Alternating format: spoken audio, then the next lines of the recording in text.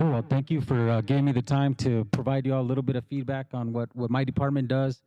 And I'll let you know primarily what the program I manage, which is a community development block grant. So it's a HUD funded program. The county is an entitlement community, which means every year we receive this funding based on various income, poverty levels, housing conditions, etc. So every year we do this. We come out to the community. We let everybody know. We do a citizen participation plan. Generally, we came out. I think October we came out to the meeting here. Let everybody know what the CDBG program was. The primarily focus of it is to revitalize lower income neighborhoods through housing rehab, public facilities, public service programs, and the provision of public services. So that's a whole lot of things. Um, to do those, it has to meet one of three national objectives, which is one of those is being to support low income persons, eliminating slum and blight, or dealing with urgent need. Now, what we primarily do in Pima County is dealing with low income, moderate income persons. The urgent need is more the natural disasters, things of that sort. The other is the elimination of slum and blight. So that deals with like nationwide. You have the big tracts of land in Detroit. Slum and blight. So they could use CDBG funds to go in there and do some demolition things on those. There are some requirements. The public service, there's a 15% cap of the overall CDBG award. More or less, the county gets right around 2.5 every year in CDBG funding, which isn't a whole lot to distribute across all of Pima County. The public service programs cover youth programs, staffing for food pantries, things of that sort. Also, there's public facilities and infrastructure improvement projects, and those are more on the small capital improvement projects like an HVAC, commercial stove, commercial freezers for a food bank, things of that sort. CDBG can fund those. One thing with the public facilities is the agency must have site control. The agency must have capacity to manage the project, and they must comply with the federal labor standards. So again, these are federal funds that all federal mandates must be complied to. Most importantly is the payment of prevailing wages. So that hikes up the project a little bit. But again, our staff is there to work with anybody along the way to make sure it's done correctly. Moving on, we also have a housing rehab program. We internally, Pima County Housing Rehab, and we also grant funding to outside agencies to conduct home repair activities.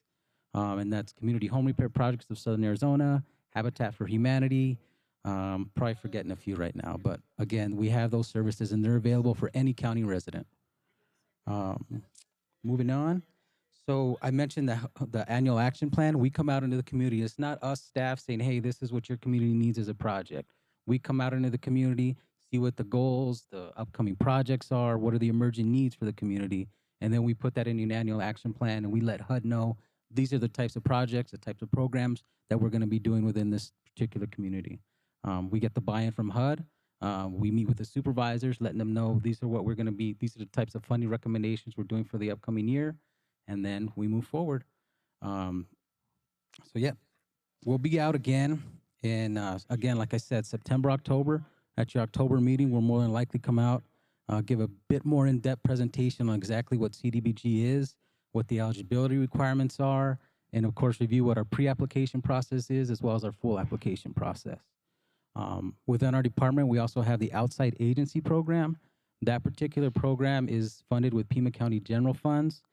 So you can pretty much look at that, no strings attached, pretty much. There's no federal regs involved with things like that. Of course, there's the reporting requirements, things of that sort. Those are funded on a 2-year cycle, and there's different service categories that must be applied for when those are being conducted. The next RFP for that, request for proposals, will be in the fall, and I'll definitely communicate that to you all, letting you know whenever there's a grant opportunity available. This last go around, just as a snapshot, we had right around $5 million in requests. We're looking to fund right around $2.5 million in requests. So again, it's very competitive funding, but it's needed throughout Pima County. That's kind of much it. I had a slide, but that's no big deal. Some other things we had going is a commercial facade program. That's something that we've been talking with Mariko about this last go around. It's been some time. We do want to make sure that application is good. So we're looking to, once we roll out that application, we'd hope that the chamber is still interested, and we'd love to pilot that project out there. It's a commercial facade renovation project.